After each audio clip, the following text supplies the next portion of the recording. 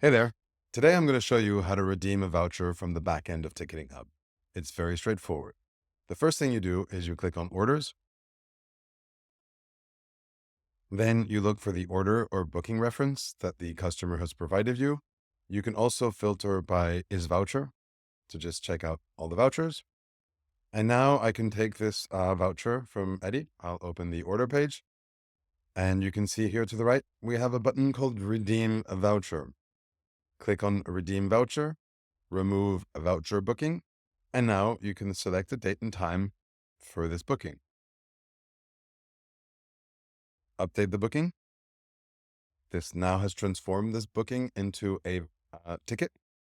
And now what I need to do is go here and resend booking confirmation email, and that will send the customer a confirmation email with his new tickets. That's it. Thank you for watching.